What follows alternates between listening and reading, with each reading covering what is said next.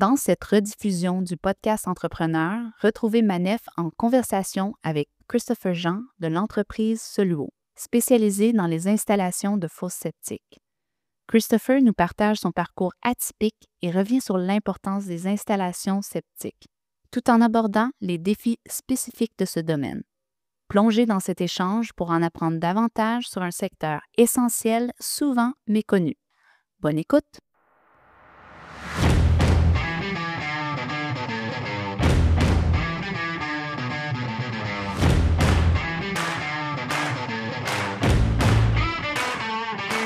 Bonjour à toutes et à tous, c'est Manef comme d'habitude pour un nouvel épisode de Podcast Entrepreneur. Aujourd'hui, on est avec monsieur Christopher Jean. Comment ça va? Ça va bien toi? Ça va super, ça me fait plaisir de t'avoir aujourd'hui. Toi, t'es de l'entreprise Soluo, t'es technologue et expert en installation de fosses septiques. Exact. Aujourd'hui, on va essayer d'aborder le thème de la fosse septique, de l'installation, de la maintenance, de pourquoi c'est important et la meilleure manière de faire en sorte que les entrepreneurs appliquent une bonne compréhension et installation de ce système-là. Donc, on va y aller vraiment grosso modo. Avant tout ça, est-ce que tu peux te présenter ton parcours? Qu'est-ce qui a fait en sorte de créer cette entreprise et qu'est-ce qui a fait en sorte de choisir ce service-là?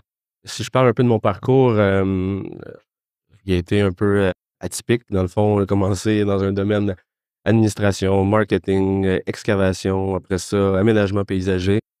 Au travers de ça, à un moment donné, j'ai fait une technique en génie civil. J'ai décidé de vouloir devenir ingénieur. OK. Jusqu'au temps que j'ai réalisé qu'ingénieur, c'était pas mal plus une job de bureau. Puis moi, j'aimais ça être dehors. Fait que quand je suis redevenu technicien en génie civil, je me suis mis à travailler dans l'excavation et tout ça. Puis là, 3 ans, moi et 2 partenaires, on a racheté une compagnie d'excavation qui était spécialisée en installation septique. OK. Et c'est là qu'on a réalisé que dans le domaine des installations septiques, il y avait très peu d'informations disponibles pour la réalité québécoise pour autant des entrepreneurs, les citoyens, les professionnels. Puis on s'est un peu donné la mission d'essayer d'éduquer de façon neutre un peu l'industrie pour arriver à dire quand on cherche une information, quand on cherche à s'informer, bien, on est capable de trouver l'info. Parce que très souvent, quand on fait une recherche sur Google avec installation septique, on tombe sur des sites français. Mais la réalité française, c'est pas notre réalité, nous, ici au Québec. Ouais. Fait que c'est un peu la mission qu'on s'est donnée. Avec l'entreprise Soluo, on s'étale un peu partout, autant du côté professionnel, donc les technologues, du côté entrepreneur avec les excavateurs et la licence RBQ, puis en même temps, le citoyen qui, chez eux, aurait une installation septique puis qu'il se posait des questions parce qu'il y a des odeurs, il y a whatever. Là. OK. Fait qu'on s'est un peu donné ce volet-là. Puis dans notre entreprise, on fait la conception. Donc, du début à la fin, on prend le client en charge, on conçoit les plans, on fait les rapports, prêt à faire une demande de permis et on peut les accompagner jusqu'à l'excavation. OK. Fait qu'on essaie de faire une version clé en main. Puis, dépendamment de certains secteurs, des fois, on va faire des plans pour des excavateurs ou sinon, on va faire les travaux d'autres personnes qui ont fait des plans. Excellent. Pour quelqu'un qui n'y connaît rien comme moi, est-ce que tu peux m'expliquer qu'est-ce qu'une fosse septique? Ouais. En fait, quand on a une fosse septique, c'est parce qu'on n'est pas raccordé au réseau d'égout. Donc, on a besoin d'avoir une gestion des eaux usées de la propriété. Donc, la fosse septique, c'est un seul élément de l'installation septique en tant que telle. OK. La fosse septique, c'est le réservoir. Un réservoir qui a une entrée puis qui a une sortie. D'un côté, on a les solides liquides qui arrivent. Le concept de la fosse, c'est qu'on veut que les liquides se déposent au fond et ensuite que ce soit seulement les eaux qui soient évacuées. Et les eaux vont être évacuées vers plein de possibilités en fonction de la caractéristique du terrain. Le but premier, ce qu'on cherche, c'est réussir à réinfiltrer les eaux usées dans le sol pour qu'il y ait un recyclage. OK. Fait que dans le fond, quand l'eau sort de la fosse, c'est là après qu'il y a le réel traitement. La fosse septique, c'est une partie du traitement. OK. Donc, quand une maison est reliée déjà au système d'égout de la ville, il n'y a pas besoin d'avoir une Non, fosse septique. exactement. OK. Exactement. C'est quel type d'études? C'est quoi la formation dont tu as besoin pour pouvoir gérer ce type de projet-là? Oui, mais en fait, dépendamment dans quel volet tu veux travailler, la portion conception, plan, dans le fond, là, tu as besoin d'avoir une technique en génie civil pour être en mesure de devenir technologue, faire la conception des plans et sceller les plans avec un seau. Et de l'autre côté, si tu voulais être entrepreneur, ça va falloir que tu ailles chercher ta licence RBQ. Tu vas avoir ta licence générale d'excavation, mais pour les installations septiques, il y a la licence RBQ 2.4 qui est une spécialité pour les installations septiques. OK. Puis une fois que tu as obtenu ça en tant qu'entrepreneur, au Québec, dépendamment des traitements, il y a 4 technologies qui existent qui, eux autres, doivent aussi t'accréditer en fonction de la technologie que tu vas installer. OK. Fait que c'est assez particulier. Si on veut rentrer dans le vif du sujet vite fait, en fonction des types de traitements qu'on va faire ou de la caractéristique du terrain que tu as, si c'est sablonneux, est-ce que le roc est proche, est-ce que la nappe phréatique est proche. Mais ça fait toute partie des éléments de réflexion qu'on Ça a. change la manière d'approche. Exact. OK. Si on avait un beau grand terrain plat, super sablonneux, ben là, on peut avoir une fosse septique avec un champ d'épuration, la vie est belle. Mais pour une raison X, si on travaille en montagne, si le roc est proche, la nappe phréatique est proche, ben la conception va être différente parce que les eaux doivent s'infiltrer davantage ou les eaux doivent être un peu plus traitées avant d'être rejetées dans l'environnement. OK, je comprends. Au Québec, il y a 4 technologies qui existent, qui ont été approuvées par le BNQ, le Bureau de normalisation du Québec, et l'excavateur qui aurait obtenu sa licence RBQ doit aussi être accrédité par ces 4 technologies-là pour pouvoir les installer ensuite. Fait que d'un côté, tu as le concepteur qui fait un plan, qui analyse le terrain et tout ça. Puis une fois que ces plans-là et ce rapport-là est produit, ben, l'excavateur le prend, l'utilise pour faire les travaux. On peut avoir juste une seule accréditation pour une seule technique. Pour une seule, oui, on pourrait dire, exemple, tu sais, les 4 technologies, on a Premier Tech, l'EcoFlow, on a Bioness qui existe, on a Systemo, puis on a Hydrokinétique. Fait OK. un technologue pourrait dire qu'il conseille une de ces technologies-là sur un terrain. Donc, l'excavateur doit avoir l'accréditation de, la technologie pour être Pour en avoir mesure d'en faire l'utiliser. l'installation. OK, Exact. je comprends.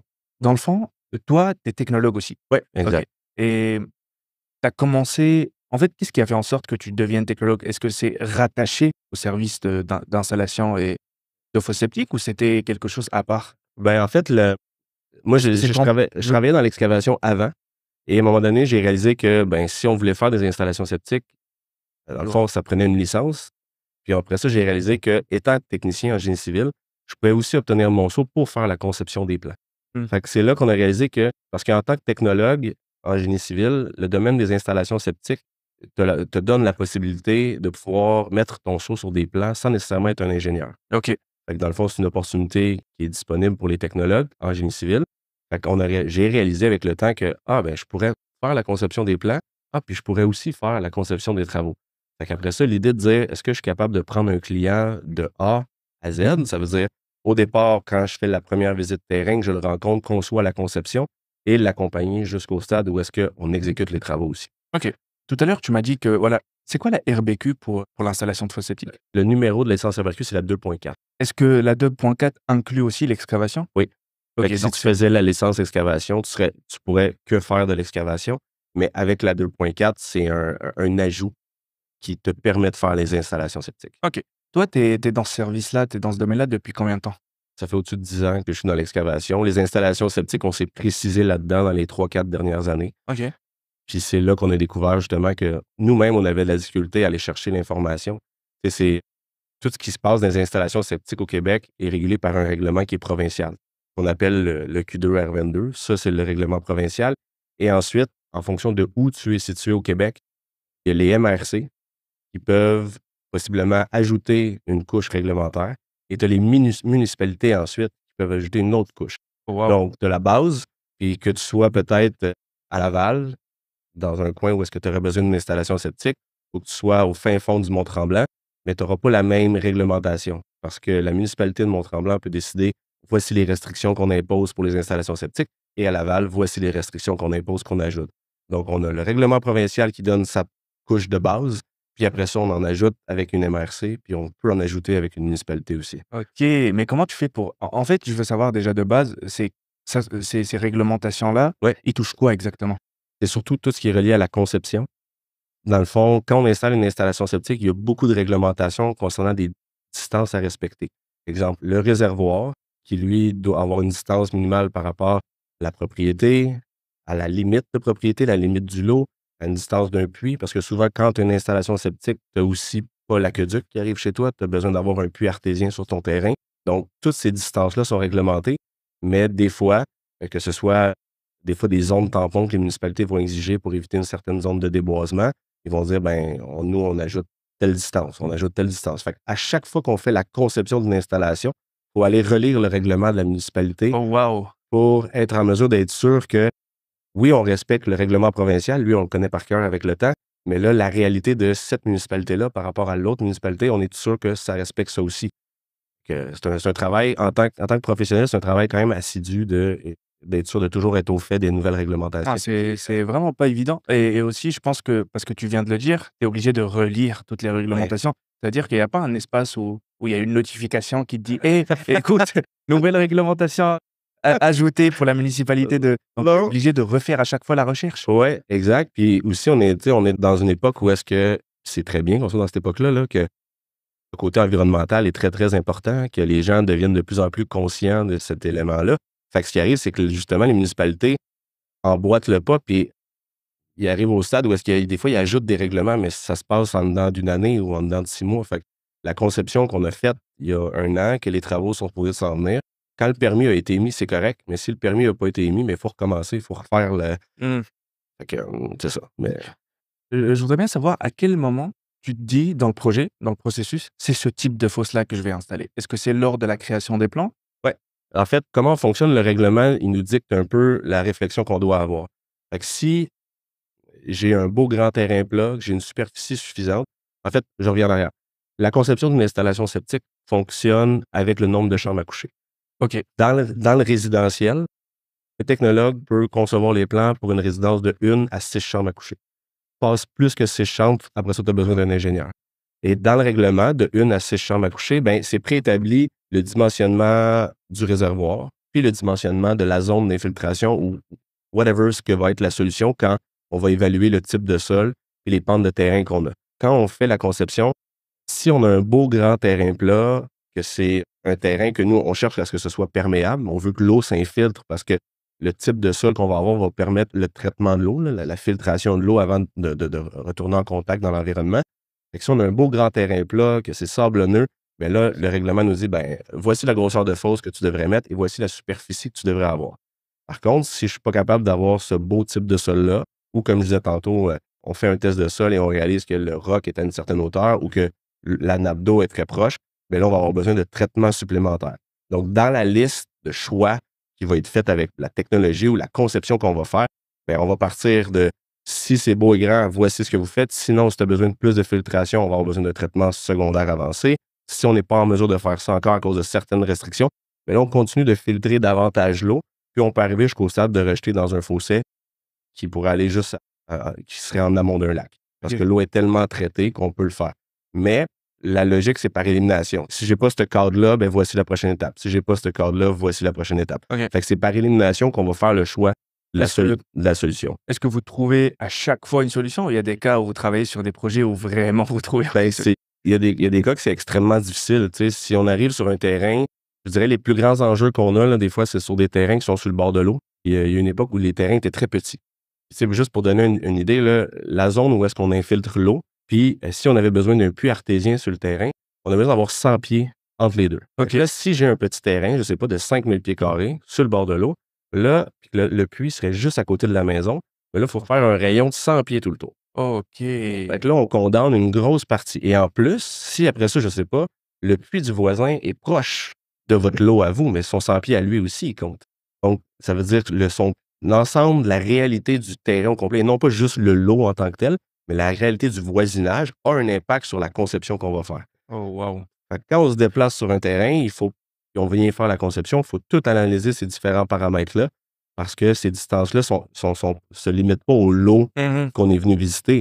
Parce que Faut l'implantation. prendre en compte les Exact. voisins, le terrain, l'eau à côté, Exact. qu'est-ce qui est installé de base. Mais dans le fond, pour ce type de projet-là où il y a vraiment aucune alternative, c'est quoi l'alternative pour ça? Ben, l'alternative finale, là, si on arrivait au stade où final, c'est un réservoir. C'est ce qu'on appelle une fosse scellée. Mais on essaie à tout prix d'éviter ça parce qu'en fait, ce qui arrive, c'est que l'ensemble de l'eau que vous allez utiliser dans votre propriété se ramasse dans un réservoir, puis quand c'est plein, vous le vidangez. Il n'y a pas de possibilité que ça sorte au bout ou que l'eau aille se réinfiltrer. Fait que ça, c'est la dernière solution.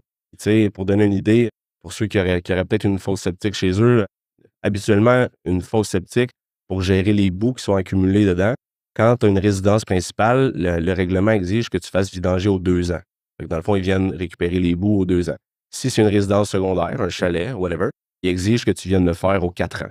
Par contre, si le dernier résultat qu'on aurait eu aurait été une fosse scellée, puis qu'on aurait une famille de 2 adultes, 2 enfants dans la propriété, puis que chaque goutte d'eau qui tombe dans le réservoir reste là parce qu'on n'a pas de possibilité d'infiltration, ça pourrait être à vidanger au chaque mois. Là. Oh, wow. Fait que là, un 250 à 300 $ que tu vidanges tout le temps, à tous les mois, parce qu'il n'y a pas de possibilité d'infiltration. Fait que quand les gens magasinent une maison ou une propriété, ou que on réfléchit à une future solution. La fosse scellée est assez dommageable. Ben, on peut accepter de vivre avec si c'est peut-être une résidence secondaire, qu'on y va moins Elle souvent. est moins sollicitée Exact. qu'une ouais. Mais de vivre à temps plein avec ce genre d'installation-là, qui est la dernière possible dans le règlement, pour être conscient que ça peut amener une certaine problématique, là, certains enjeux. Là. Quand tu dis ils viennent vidanger, c'est les entrepreneurs, c'est les spécialistes en entretien de fosses septiques qui... De la fosse. OK. Et comment on sait que il faut vidanger la fosse? Ben, en fait, le règlement est simple. Dans le fond, si c'est une résidence principale, il prend pour acquis que c'est aux 2 ans. Et si c'est une résidence secondaire, c'est aux 4 ans. OK. Il n'y a pas des cas où c'est beaucoup plus tôt que les 2 ans ou autre? Est-ce qu'il y a des répercussions par rapport à la maison? Pour la vidange? Ouais. Non, il n'y a aucune répercussion. En fait, les seuls enjeux des fois, on voit par rapport au vidange, c'est l'utilisation qui en est faite. Parce qu'on s'entend quand tu es rendu quand tu as une installation septique chez toi, ben, toute l'eau que tu utilises, tout ce que tu pourrais jeter dans une toilette ou whatever, c'est toi qui le gères. Là. Ça reste chez vous, là, ça s'en va pas. Là. Des fois, je dis à la blague, des gens qui, pendant la pandémie, il y a beaucoup de gens qui étaient en ville, qui ont décidé d'aller vers la banlieue. J'ai dit, quand tu flushais la toilette en ville, là, ça disparaissait, tu n'en entendais plus parler. Mais je dis là, en banlieue, où est-ce que tu es rendu, puis que tu gères ton installation, quand tu jettes quelque chose, c'est toi qui le gères, c'est toi qui peux créer un problème. Fait que des fois, ce qu'on arrive, c'est que si les gens utilisent mal leur installation, ben, il peut avoir besoin d'une vidange plus rapidement ou même le système peut se détériorer plus rapidement. OK. Dans le fond, selon toi, selon tous les projets que tu as traités, c'est quoi les... En fait, est-ce qu'il y a des fautes qui reviennent ou certains poids qui font en sorte qu'il y a des erreurs lors de l'installation septique, Mettons dans les travaux d'excavation. par exemple? Moi, ce que je dirais, mettons les 2 points les plus importants, le plan que le technologue a bâti, il faut qu'il le regarde. Ça peut sembler banal, là, mais tu sais, il y a des excavateurs qui ont tellement d'expérience qui fait comme « Ah oui, ça c'est une installation, 4 chambres à coucher ».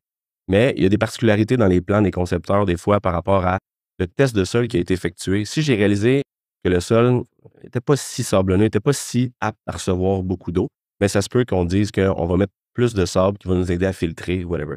Donc, première étape, que l'excavateur, l'entrepreneur, s'assure de bien comprendre les plans. Ça, c'est la clé du succès pour que l'installation perdure dans le temps, parce que le concepteur, il a réfléchi quand il l'a fait. Ouais. Ensuite, dans l'exécution des travaux, ce que ça appelait des fois un peu bizarre, c'est qu'on a besoin d'énormément d'aération dans un système comme ça, parce que dans les systèmes septiques, on aime les bactéries.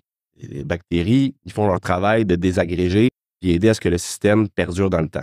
Donc, les matériaux qui sont utilisés, exemple, la zone où est-ce qu'on va infiltrer, des fois, ce qu'on appelle souvent le champ d'épuration, là, la zone où on va infiltrer, c'est important d'utiliser des bons matériaux on qualifie de perméables à l'air, ça veut dire du sable ou des trucs comme ça, qui fait que la zone du champ d'épuration jusqu'à la fosse septique, jusqu'à l'évent de plomberie du toit de la maison, il y a une circulation d'air complète qui amène oxygène et tout ça au système, qui fait que les bactéries restent actives. D'utiliser les bons matériaux, exemple, quelqu'un qui excaverait dans un sol qui est un peu argileux, mais qui recouvre son champ après d'argile, l'argile, l'eau passe pas et l'air passe pas. Fait que ça fait une problématique dans le système. Fait que l'utilisation des bons matériaux, l'analyse des plans qui a été faite de la bonne façon, c'est comme la clé du succès pour arriver à ce que l'installation perdure dans le temps. OK. Parce que, tu sais, la durée de vie d'une installation est directement reliée au débit d'eau qui va avoir été dans l'installation. Est-ce qu'il y a une moyenne par rapport à ça? Habituellement, 20, 25, 30 ans, c'est OK. pas mal la durée de vie d'une installation. Mais tu sais, encore une fois, si quelqu'un utilisait ça, c'est comme tantôt quand je disais que l'installation septique, c'est basé en fonction du nombre de chambres à coucher, le dimensionnement. Ça veut dire que si j'ai une résidence qui était conçue pour 4 chambres à coucher, puis que j'ai un couple de personnes âgées qui résident là depuis 20 ans, bien, c'est sûr que mon installation était un peu sous-utilisée. Parce que j'ai juste 2 personnes qui vivaient dans la propriété. Et je pourrais ajouter à ça que dans le règlement, comment c'est conçu, c'est comme si dans une chambre à coucher, il calculait qu'il y avait toujours 2 individus. OK, c'est pour ça que vous calculez par chambre à coucher et non par individu. Exactement. Okay. En fait, parce qu'ils prennent pour acquis que c'est comme préétabli déjà là, le standard. Fait que pour ça que je dis que si on avait une résidence qui est conçue pour 4 chambres à coucher, qu'il y a un couple qui vit dedans depuis 10, 15, 20 ans, bien, c'est sûr que le système était comme surdimensionné pour ce qui a été utilisé. Fait qu'il pourrait durer plus longtemps, 30, 40, 45 ans. Mais à l'inverse, en fonction de comment les gens utilisent leur installation septique, bien, ils peuvent aussi raccourcir la durée de vie. Que ce soit d'envoyer des matières solides directement dans la fosse qui pourraient se rendre au champ, que ce soit une des pires choses à faire, c'est tout ce qui est les grottes de cuisson. Les grottes de cuisson, ça fait une couche gélatineuse qui va aller colmater les tuyaux quasiment immédiatement. Fait que tu sais, ton bacon du dimanche matin, là, lui, le gras, tu le vides pas dans le lavabo parce qu'il s'en va dans ta fosse puis il bouge tes tuyaux. OK, OK. Puis d'autres choses comme, on a eu, ça me fait penser en pandémie, quand tout le monde se désinfectait les mains, antibactériens et tout ça, Le gel, tous les gels, les produits qui détruisent 99,9% des bactéries, bactéries. là. Mais nous, on veut pas qu'ils aillent dans la fosse, ces On a produits-là. besoin des On les bactéries. veut, les bactéries, nous, là. Waouh! Ouais, j'ai pas pensé à ça. Fait que là, on arrivait dans des places où est-ce que les fosses étaient mortes, d'une certaine façon. Dans le fond, il y avait plus d'activité bactérienne pour aider à désagréger. Donc, les champs se bloquaient plus rapidement parce que les matières en suspension ne se désagrégeaient pas. Donc, ça allait directement dans les champs. Je voudrais même savoir quelque chose. Pour les situations où la fosse est bloquée, Ouais. est-ce que tu as une anecdote pour le truc le plus bizarre que tu as trouvé à l'intérieur d'une fosse septique? Ben, je te dirais là, que, bizarre, tu sais, comme c'est pas surprenant de trouver des condoms, trouver des serviettes sanitaires. Mais tu sais, souvent, ça, après ça, c'est le discours de dire au client, tu avais peut-être l'habitude de faire ça puis que ça disparaisse quand tu avais le réseau d'égout, là. Un, c'était pas une bonne pratique. Mais deux, là, c'est rendu ton problème parce que c'est chez toi. Ouais, Fait que, c'est vrai. Puis aussi, tu sais, des fois, justement, pendant la pandémie, tout ce qui était des lingettes, tu sais, les lingettes désinfectantes et tout ça, les gens en utilisaient énormément. Puis c'était écrit sur les enveloppes que c'était biodégradable. Mais la Fallait- fosse septique, elle n'aura pas le temps de désagréger tout ce qu'il y a là, là. Fait que souvent, c'était des bouchons de serviettes Oh, qui étaient waouh. pris au bout. Puis ça, c'est ça. C'est juste les habitudes des gens qui font que l'installation, dans le fond, la durée de vie de l'installation pourrait être affectée. Ok. Qu'est-ce qui se passe lors des projets d'agrandissement de maison? On part du principe que c'est un bungalow à 3 pièces. Ouais. Et là, le client veut rajouter un autre étage avec Ouais. 3 pièces de plus. Comment vous avez effectué l'agrandissement de la fosse? En fait, ça revient un peu au même concept de chambre à coucher. Si tu faisais juste, exemple, rajouter une grande salle à manger ou un garage, ça n'a pas d'impact. Dans le fond, ton installation septique, elle va rester conforme en fonction du nombre de chambres qui avait été établi auparavant. Par contre, en fonction de l'agrandissement que tu vas faire, il faut que ça respecte toutes les distances du règlement aussi. Habituellement, exemple, la fosse septique, il faut qu'elle soit à 5 pieds de la maison. Le champ, il faut qu'il soit à 15 pieds de la maison. Mais là, si tu fais ton agrandissement, est-ce qu'on respecte encore ces distances-là? Fait que ça, c'est à évaluer, mais en théorie, on n'a pas besoin de redimensionner si tu n'as pas ajouté de chambre à coucher. OK. Donc, s'il ajoute 2 nouvelles chambres, il faut redimensionner. Il faut refaire une étude complète pour s'assurer qu'on a-tu la place pour grossir le système. OK. C'est toi qui s'occupe de gérer les permis pour ce type de projet-là? Souvent, on accompagne les clients là-dedans pour faire la demande de permis à la municipalité. Mais nous, dans le fond, en théorie, notre mandat, quand on a complété les plans et le rapport, on le remet au client pour qu'il fasse sa demande de permis. OK. Mais très souvent, on les accompagne parce que ça ne fait pas partie de leur pain quotidien de faire des demandes de permis, tandis que nous, on est habitués de les faire, fait qu'on peut les accompagner. Mais le travail du professionnel, en réalité, c'est de produire l'ensemble de la documentation avec les plans à l'échelle puis le rapport qui explique pourquoi c'est cette solution qui a été retenue pour la propriété pour être prête à faire la demande de permis ensuite. OK. Depuis que tu as commencé à faire ce job vraiment, Ouais. jusqu'à date, qu'est-ce que tu as trouvé qui a vraiment beaucoup changé? Est-ce qu'il y a eu des innovations? Est-ce qu'il y a eu des changements au niveau de la manière de faire, de nouvelles techniques, de nouvelles technologies? Je te dirais que dans la technologie, on reste sensiblement la même chose. Même chose, OK. Ce que je te dirais, c'est que présentement, par contre, la réglementation est en train de changer. Fait que les professionnels, dans le fond, tantôt quand je parlais du règlement provincial, lui, il y a une grande refonte qui est en train d'être faite qui devrait aboutir d'ici 1 an ou 2. Donc, on attend impatiemment ça pour savoir est-ce que ça va vraiment changer notre industrie ou la façon de faire? Est-ce que ça va nous donner plus de latitude dans certains cas ou plus de restrictions de l'autre cas? On n'a pas les réponses encore, mais ça s'en vient. Mais toi, tu n'as pas des idées sur pourquoi ils veulent ajouter de nouvelles règles? En fait, l'ajustement du règlement, c'est juste relié à... Là, on peut tomber dans le très technique, là, mais il y a une notion de débit qui est calculée. Mettons, la notion entre le technologue et le professionnel, qu'est-ce que lui peut faire? Très souvent, en fait, c'est de 1 à 6 chambres à coucher. Quand on a un plan à concevoir, c'est relativement simple. Le technologue peut aller faire une visite en dedans de 10, 15, 20 jours, le rapport. Mais dès qu'on implique un ingénieur, il y a une demande qu'on appelle de CA qui doit être faite au ministère. Et ça, c'est un processus qui peut prendre 1 an au complet. Ça veut dire que, mettons que tu voudrais bâtir une résidence de 7 chambres à coucher, tu as absolument besoin d'un ingénieur et qu'une demande soit faite au ministère. Mais ça, c'est très coûteux. Puis, en plus, quand tu arrives dans ce genre de demande-là, tu tombes dans une autre réglementation. Fait que le côté aberrant de la chose, c'est que des fois, comme tu es dans un autre règlement, parce que là, tu as plus que 6 chambres à coucher, le dimensionnement, des fois, vu que tu es dans l'autre règlement, est plus petit que ce que tu aurais pour 6 chambres à coucher dans le résidentiel. Fait que Ouais, là, balancer. ouais, exact. Fait que là, je pense qu'ils sont en train d'un peu de rebalancer ça pour dire si on est capable, les technologues, de se rendre jusqu'à un débit X, c'est les idées qu'on a, la pensée qu'on a pour enlever ce petit côté, cette lourdeur-là, pour quelqu'un qui, pour une chambre supplémentaire, doit attendre possiblement 1 an avec la demande et tout ça pour arriver à obtenir son permis. Puis en même temps, c'est très coûteux là, parce que tout le processus avec les ingénieurs, tout ça, est beaucoup plus coûteux que de juste faire affaire avec un technologue qui ferait un plan pour la propriété, là. OK. Tout à l'heure, où vous avez mentionné les matériaux utilisés pour Ouais. l'installation des systèmes de fosse. Est-ce qu'il y en a énormément ou c'est vraiment. En fait, quand je parle d'utiliser les bons, c'est que des fois, dans l'excavation, on va utiliser les matériaux de remblai, des déblais. Tout ce qu'on a excavé, on va le mettre de côté, puis on va dire, bon, ben, on va tout rabrier, on va tout reniveler après. OK. Juste que si les matériaux sont pas bons, il faudrait qu'ils soient sortis pour rentrer les matériaux pour s'assurer qu'il y ait une aération constante dans le système. Même chose si on excave puis on veut venir asseoir, descendre la fosse septique dans le trou, mais s'assurer que la fondation soit solide. Mmh. Donc, s'il y a beaucoup d'eau, ben, pas venir la descendre dans l'eau, faire un lit de pierre, compacter le lit de pierre, s'assurer que c'est le niveau pour que le réservoir soit d'aplomb. Puis après ça, quand on rabrille tout ça, être sûr que c'est des matériaux où est-ce qu'ils sont perméables à l'air, qui permettent la circulation entre le champ, la fosse et les vents du toit de la propriété. Par rapport à ça, est-ce qu'il y a des alternatives écologiques?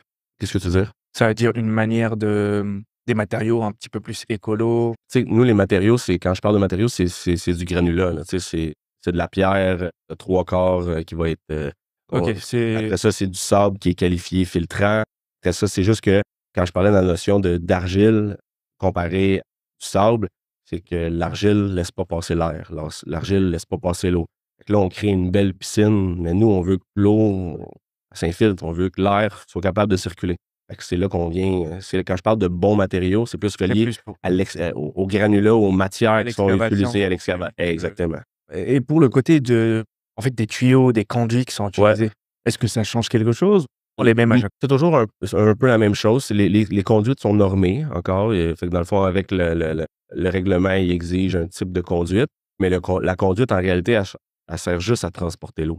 Il n'y a pas de traitement avec la conduite. Fait que l'eau l'amène dans soit la zone d'infiltration, soit dans le type de rejet qu'on va faire et tout ça. OK. Est-ce que toi, tu gères des projets résidentiels et commerciaux ou juste résidentiels?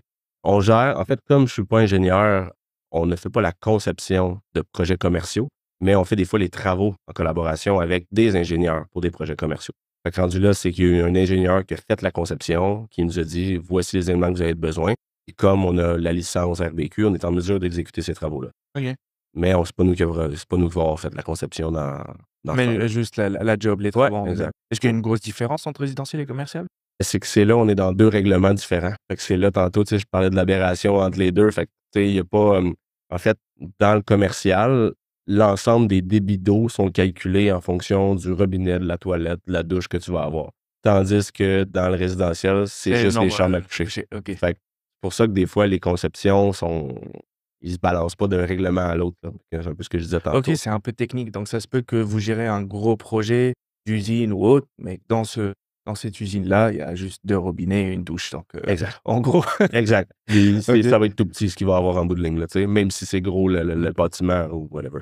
Ça va être calculé en fonction du débit d'eau, chaque élément de plomberie qu'il y a dans la bâtisse. OK. Est-ce que vous faites le test de sol? Ouais. Nous, dans le fond, là, quand ce qu'on cherche, quand, mettons, par exemple, on ferait une visite terrain, là, ce qu'on a évalué, je parlais beaucoup de distance. On a des distances par rapport aux limites de propriété, par rapport à la propriété au réservoir, donc à la fosse septique, la propriété à la zone d'infiltration. Après ça, quand on arrive sur le terrain, on regarde la topographie du terrain. Tu sais, nous, idéalement, on cherche un endroit relativement plat qui serait entre 0 et 10 pour être capable de faire un beau lit d'infiltration là, où est-ce qu'on aurait une belle zone. Sinon, si on n'est pas capable d'avoir ça, il faut essayer de trouver une zone qui serait entre 10 et 30 où est-ce qu'il faudrait faire des paliers en tranchée pour arriver à créer une zone d'infiltration après la fosse septique. Les paliers en tranchée, c'est comme des Oui, un peu comme des escaliers, OK. exact. On viendrait faire un peu comme des escaliers en tranchée parce qu'on n'est pas capable d'avoir une zone assez plate. Fait que là, on vient analyser la topo pour dire où est la zone qui serait possible, disponible en fonction de toutes les distances. Et quand on a trouvé cette zone-là, là, on va faire un test de sol. Ça veut dire, nous, ce qu'on cherche à évaluer, c'est la perméabilité du sol et les types de couches qu'il y a. Fait que c'est pas relié à la capacité portante ou whatever, là. C'est vraiment juste pour voir, est-ce que dans la zone que j'ai trouvée sur le terrain, est-ce que l'eau s'infiltre bien dans le sol. Puis en fonction de la réponse que j'ai, c'est là que ça va me donner une idée de la dimension que je vais avoir de besoin. OK. Si mon sol il y a de l'argile un peu dedans, un peu de sable et tout ça, puis qui tombe peu perméable, la superficie va être plus grande que si j'étais dans un beau carré de sable.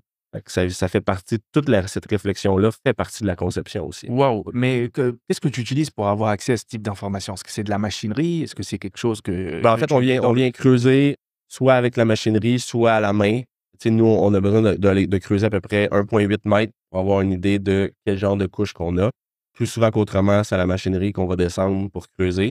Ou des fois, on va le faire à la main parce que le roc va être très proche. Fait qu'on ne peut pas descendre 1,8 mètres. C'est beaucoup de critères, de caractéristiques à prendre en considération, de contraintes pour arriver à réfléchir à ça va être quoi la solution qu'on va être capable d'établir sur un terrain. Tu sais.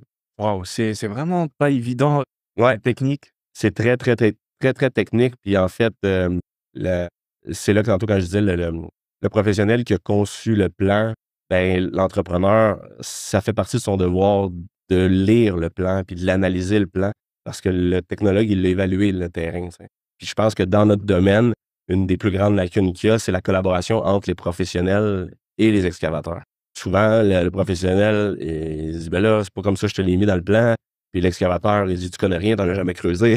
Tu Waouh! sais, cette espèce de relation-là, tu sais, en théorie, tout le monde devrait collaborer. Parce que si on veut que le système perdure dans le temps, puis on veut que le client ait la meilleure installation possible chez eux, ben, en réalité, c'est le travail du professionnel qui a été fait, qui a réfléchi à la meilleure solution pour le conception. terrain. Ben, le rôle de l'excavateur, c'est d'exécuter de la meilleure façon qui soit le terrain, la conception pour que ça perdure dans le temps, tu sais. Est-ce qu'on peut dire que, les cas les plus fréquents d'installations non conformes ou qu'il y a des fautes au niveau de l'application viennent du rapport entre celui qui va faire l'excavation et l'expert qui a créé les plans? Ça marche pas entre eux, ils se comprennent pas. Ça veut dire C'est que souvent ça. l'interprétation Ouais. du plan n'est pas Tout à fait. Puis, tu sais, honnêtement, c'est une des plus grandes lacunes. Puis, je te dirais que c'est comme si l'excavateur voyait le professionnel comme une police qui vient dire s'il avait bien fait les choses. Mmh, Mais en je réalité, comprends. c'est pas ça. C'est qu'il veut s'assurer que la conception qu'il a réfléchie, ben, il y a pourquoi j'ai mis un petit peu plus de sable à tel endroit? Pourquoi j'ai agrandi cette zone-là? Ben, c'est quand je suis venu évaluer le terrain et j'ai pensé à toutes sortes d'affaires. J'ai évalué toutes sortes de critères. Donc, je pense qu'on a besoin de faire ça pour essayer que ça perdure. Mais si l'excavateur arrive à dire: «Oh, on n'a pas besoin de ça. Oh, j'en ai fait 50 dans ma vie», mais c'est parce que, tu sais, des fois, je dis aux gens, tu sais, on a beau être sur la même rue, là, mais celui qui est en bas de la côte puis celui qui est en haut de la montagne, ils n'auront pas la même solution. Ouais. Ils n'ont pas la même réalité. Mais chaque terrain est différent et chaque conception est différente par terrain. C'est pas parce que moi, j'arriverais, genre, moi, je veux juste avoir une fosse salée chez moi. Fait comme, désolé, je peux pas te dire que je te mets une fosse salée chez toi. On va évaluer ton terrain. Puis moi, mon travail premier, c'est de trouver une place où est-ce que je peux infiltrer l'eau. Ouais. Je suis capable de réinfiltrer l'eau, c'est que je suis capable de la ramener dans l'environnement puis qu'elle ait été traitée. Je veux pas aller mettre un réservoir parce que tu juges que je suis pas cher, que le monde va venir ramasser l'eau Ouais, c'est quand. pas quelque chose que tu magasines: «Oh, je veux celui-là, je veux Non, celui-là». vraiment pas. Tu sais, la solution qui arrive sur le terrain, c'est parce qu'on a évalué avec toutes les contraintes qu'il y avait, puis par élimination, en fonction du règlement, on a dit: «Bon, ben, ça va, c'est là qu'on arrive, c'est ce type de traitement-là qu'on a besoin», tu sais, Toi, tu as la RBQ pour concevoir en fait, pour les travaux d'excavation. tu peux faire les travaux directement? Oui, Directement? exactement. C'est-à-dire que tu peux toi-même, tout seul, gérer tout un projet de A jusqu'à Z? Exactement, Tu l'as déjà fait? exactement. Ben oui, en fait, on fait ça quasiment à temps plein. L'idée, c'est de dire que, en fait, on a, la vision qu'on avait de disant que les gens avaient de la difficulté à trouver l'information. Même nous, on avait de la difficulté de trouver de l'information sur les installations septiques. On s'est dit, comment on pourrait arriver à ce que la journée que tu as un problème, parce que d'habitude, c'est là que tu cherches l'info, là, c'est la journée que tu as un problème, chez toi, Ouais. tu fais comme, bon, comment ça marche, là? Tu sais, tu cherches mais la journée que tu as un problème, où est-ce que tu pourrais appeler pour être capable d'être pris en charge et d'avoir la bonne info? Ça veut dire que si tu nous appelles et tu nous dis, hey, écoute, je marchais sur mon terrain, puis où est-ce qu'il y a mon champ, là? Il y a beaucoup d'eau. On dirait que l'eau remonte au lieu de descendre. Ça, c'est un signe qu'habituellement, on est pas mal en fin de vie de l'installation. Fait que OK. ça veut dire que, ben là, on te proposerait de venir faire le test de sol pour venir analyser ce serait quoi la future solution. Puis, mais là, notre réflexion qu'on avait, c'est que les gens qui appelaient la compagnie de test de sol, une fois qu'ils avaient fait le rapport, ils disaient, bon, ben maintenant, trouve-toi un excavateur. Et Mmh, là, OK. moi, je viens de tout faire pour trouver quelqu'un qui est un technologue. Là, tu me dis, trouve-toi un excavateur. Bon, on y va d'abord, mais on va chercher un excavateur. Et là, on était comme des gens qui ont peu de connaissances, puis qui cherchent l'information. Mais ça Décourageant. fait, ouais, exact. C'est super décourageant. Puis là, tu te fies à la parole de un, à la parole de l'autre pour dire, bon, ben, toi, t'en connais-tu un? Oui, oui, mon voisin. OK, bon. Tout le monde est un peu c'est un peu nébuleux, tout ça. Fait qu'on s'est dit, est-ce qu'on pourrait avoir une façon, avec Soluo, de partir de A à Z avec le client, puis créer des articles pour que eux autres, ils puissent lire, puis un peu comprendre par eux-mêmes. Fait qu'après ça, quand on discute avec eux ou quand on leur parle, ils sont un peu en mode analyse aussi. C'est pas juste un discours d'une personne qui dit c'est comme ça, t'as pas le choix, ça va être ça, mais qu'un peu la personne ait la capacité d'analyser puis de comprendre, puis faire OK, c'est pour ça que tu es venu chez moi faire un test de sol. Ah, c'est pour ça que tu me proposes ce type d'installation-là. Fait qu'il y ait cette réflexion-là, puis dire, ben à la fin, je me suis senti supporté de A à Z, Ouais, puis en même temps, j'ai compris ce qui s'est passé chez nous. Tu exact. sais, ça m'a coûté 15, 20, 25 000, mais je sais que j'en ai pour peut-être encore 30 ans. Puis je sais que si c'est fait chez moi, je le comprends, puis c'est un peu moi qui l'ai choisi aussi. Ouais. Parce que si on arrive à un traitement, tu sais, tantôt j'ai nommé 4 technologies, mais dans le règlement, quand on dit qu'on peut avoir un traitement primaire, un traitement secondaire, secondaire avancé, tertiaire, mais quand on arrive à un traitement secondaire, bien, il y a 4 technologies. Puis c'est un peu le client qui devrait choisir et non pas se faire forcer d'avoir une technologie. Parce que moi, je le connais bien, lui, toi, t'as pas le choix d'avoir ça ici, là, tu sais. Fait que trouver une façon que, Mais pour qu'il choisisse, il faut lui expliquer les 4 ben technologies. oui, Donc, puis il faut qu'il comprenne. Parce que sinon, pourquoi? Si tu comprends pas, tu peux pas vraiment prendre de décision. Tu sais. exactement. Tu vas juste faire, ben, si tu le dis, ça doit être vrai. C'est Exact. comme, si tu le Exact. dis, ça doit être vrai. Fait que, tu sais, c'est un peu la mission qu'on s'est donnée, de dire si on est capable d'éduquer les gens, parce que nous, que peu importe la technologie qu'on va installer, des fois, en réalité, des réalités de terrain, ça peut avoir un impact, mais peu importe la technologie, ça n'a pas d'importance. En réalité, c'est que le client sache ce qui se passe, parce que l'installation septique, il faut qu'elle soit changée. L'installation septique est peut-être polluante présentement. Peut-être qu'elle est en contact avec l'eau qui ruisselle, qui s'en va dans le puits du voisin en bas. Fait que là, il faut trouver une solution pour rendre ça non polluant. Mm. Puis, mais est-ce qu'on est capable en plus d'éduquer le citoyen pour que lui comprenne que, OK, c'est pour ça qu'il faut que je me mette à jour. C'est pour ça qu'il faut que je me mette aux normes. Tu sais, on a eu des histoires où des fois, des gens disaient, hey, moi, ça fait 60 ans que ça fonctionne, mon installation. Ça va à quelque part. Ouais. Hein? On sait peut-être pas où, mais ça va à quelque part. Puis ça donnait que c'était dans une municipalité où est-ce qu'on avait une rue qui était à flanc de montagne. Toutes les maisons étaient sur le bord de la rue. Et l'autre côté, c'est le flanc de montagne. Un beau gros grand réservoir qui, avec le temps, s'est percé, qui se déverse dans la montagne. Wow, OK. Et là, il dit, moi, j'en ai pas de problème. Je comprends que tu n'as pas de problème, mais ça se déverse dans la montagne. Donc, l'eau de pluie, l'eau de ruissellement, je dis, il faut qu'on mette ça à jour, juste par que l'eau se dirige vers le lac qui est au bout là-bas, tu sais, que cette eau-là peut revenir vers ta source d'eau que toi, tu utilises. Fait que conscientiser les gens de tes eaux usées, il faut qu'ils soient traités. Il faut qu'ils soient... Puis tu as besoin d'un professionnel pour concevoir ton plan.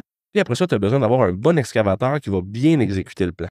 Fait que, dans le fond, quand on magasine, mentalité québécoise, tu sais, le plus bas soumissionnaire, puis de trouver, moi, ce que je dirais aux gens, c'est pas d'aller avec le plus bas soumissionnaire, mais plus en fonction de la fréquence que les excavateurs le font. Est-ce que la personne avec qui tu travailles ou que tu vas faire affaire a installé plusieurs du système qui vient installer chez toi? OK. Tu sais, est-ce que, je sais pas, si tu installes une des technologies qui serait un EcoFlow, un Bioness, Systemo, hydrokinétique, ben, est-ce que ton excavateur a déjà installé ce type de système-là pour être sûr que, tu sais, quelqu'un qui en installe 1 ou 2 ans versus quelqu'un qui en installe 10, 15 par année, on n'est pas dans la même compréhension, tu sais, puis on n'est pas dans la même réflexion puis dans la même habitude d'exécution des travaux. Ouais. Puis en bout de ligne, c'est la qualité aussi qui va arriver. Oui, il y a une question de prix, mais c'est quand même quelque chose qu'on veut qui dure dans le temps. Tu sais, une fois que tout a été creusé chez toi, que tout a été aménagé, ben, tu n'as pas nécessairement envie que dans 2 ans, quelqu'un vienne dire « C'est vrai, on avait oublié ça. » Ouais, c'est Fait qu'on vrai. revient déterrer, puis on recommence. Tu sais, quand c'est fait, là, idéalement, on ne veut pas se revoir pendant un petit bout. Ouais, c'est vrai. Ouais, je pense que c'est mieux d'y aller avec, c'est plus efficace, ça touche la qualité aussi, d'y aller avec un moyen entre guillemets «clé en main» Ouais. pour tout gérer, pour être au courant de tout. En fait, on peut apparenter ça, si je peux dire, par rapport à l'autoconstruction et la construction complète, parce qu'on dirait que tu prends plusieurs étapes qui sont vraiment liées et connectées et que tu les divises et dans le cas où de les traiter avec 4 ou 5 différentes personnes, Ouais. c'est à ce moment-là qu'il y a pas d'interaction, il y a pas d'échange d'informations, que quelqu'un, a fait le plan et quelqu'un n'arrive pas à interpréter le Ouais. plan convenablement et ça génère des problèmes. Donc, ouais, c'est une bonne méthode de Ben, faire. j'aime le lien que tu fais parce que c'est un peu ça, tu sais, il y a des compagnies qui ont appris à travailler ensemble, c'est correct. Mais des fois, quand c'est un plan qui arrive d'une autre personne que tu n'as jamais vu, que tu ne connais pas, ben là, est-ce que l'excavateur va prendre la peine de l'appeler? Est-ce que. C'est ça. Fait que, Oui, ouais. juste toi, je vais creuser là, je vais creuser là. Ouais, il m'a donné une distance, ça va être là, on met ça à telle place, la vie est belle, tu peux venir inspecter. Parfait, OK, bye. C'est Incroyable. C'est où qu'on peut te trouver, Christopher? Ben, en fait, nous, sur notre site web, soluo.com, on a des formulaires en ligne où est-ce que les gens peuvent, déjà, s'ils savent qu'ils ont besoin d'un test de sol, s'ils savent qu'ils ont besoin de quoi que ce soit, ils peuvent déjà rentrer leur information en ligne. Mais je pense que ce qui est vraiment pertinent pour des gens qui auraient des questions ou qui se demandent peut-être même, c'est quoi que j'ai chez moi? J'ai vu que j'avais 2 couvercles, là, mais c'est quoi que j'ai? Mais tu sais, on a écrit une trentaine d'articles reliés aux installations septiques et reliés à la réalité québécoise aussi. Avant qu'on commence, je te disais, des fois, tu recherches une info d'installation septique ou quelque chose. En France. Puis là, exact, tu te retrouves en France, mais ce que tu écoutes là, en France, c'est pas la réalité d'ici. Ouais. Fait qu'on a créé des vidéos, on a créé des articles pour essayer que les gens puissent peut-être par eux-mêmes aller s'informer. Puis après ça, ben peu importe avec qui ils parlent avec nous ou qui parlent avec une autre entreprise, mais au moins, s'ils ont eu les bonnes infos, ils vont être capables de réfléchir puis peut-être challenger si éventuellement, il y a comme « mais moi, j'ai lu ça quelque part. Moi, on m'a dit que c'était moi qui étais supposé choisir ma technologie. Pourquoi toi, tu me dis que je suis obligé de prendre elle? » Ah, parfait. Vous avez bien entendu, vous avez de la lecture sur soluo.com. Exact. Vous pouvez passer faire un tour, regarder, peut-être vous informer, histoire de voilà. Je pense que ça aussi, ça aide parce qu'il y a une certaine sensibilisation par rapport au fait d'avoir et l'importance d'avoir une fosse septique. Parce que je pense qu'à un certain moment donné, si on recule en arrière un peu, c'était pas le sujet. C'est pas le sujet de l'heure, là. Et, je pense que quelqu'un n'y pensait pas ou ne savait même pas qu'il y avait ça chez lui. Oui, exactement. Donc, ça prend de l'ampleur au fur et à mesure. J'espère que ça permettra à beaucoup de personnes de considérer cet aspect-là de la maison parce que voilà, la maison où vous vivez, c'est un tout du toit jusqu'au niveau des fondations sous la terre. Il y a toujours quelque chose qui est géré. Donc, faut vraiment être informé. Sur les réseaux, vous êtes aussi disponible? Oui, on est. Puis tu sais, j'ajouterais à ce que tu viens de dire, tu sais, l'investissement d'une installation septique, là, c'est beaucoup de sous, là. C'est vraiment pas sexy là, de mettre 20 000, 25 000 dans une installation septique. Les gens ont tendance à vouloir, ils pensent à leur cuisine, ils pensent à leurs. Et je comprends, moi aussi, je trouve ça bien plus excitant de faire ça que de mettre ça dehors. Mais de s'assurer que ça soit bien fait la journée que ça arrive, que vous avez besoin de refaire, ou même si c'était une construction neuve, de s'assurer que cet élément-là est pris au sérieux. Parce qu'en théorie, il devrait durer 20, 25, 30 ans. Puis la fois qu'on y a touché, idéalement, on aimerait ne pas se revoir avant 30 ans. Oui, c'est vrai. Donc, faut tout prendre en compte. Oui, rien n'est à laisser. Excusez-moi. Qu'est-ce que j'allais dire sur les réseaux? Oui, on est sur Facebook, sur Soluo. Dans le fond, juste chercher Soluo sur Facebook. Même avec Soluo, on fait des conférences, on fait des inspections pré-achat pour des gens qui auraient une propriété puis ils ne connaissent pas l'installation septique. Mais on peut aller les guider. Il y a d'autres services, du coup, que propose Soluo. Inspection pré-achat, inspection pré-vente aussi. Quelqu'un qui aurait une vieille installation puis que les gens sont frileux de peut-être venir visiter à cause de ça. Mais on émet des rapports pour essayer de dire aux gens, en fonction de ta réalité, on pense que ça pourrait coûter tant la journée que tu vas avoir à refaire l'installation. Fait qu'au moins, ils peuvent mettre ça dans leur déclaration du vendeur puis essayer de... Excellent. Ouais. Excellent. Monsieur Christopher, ça m'a fait extrêmement plaisir de jaser avec toi par rapport à ça.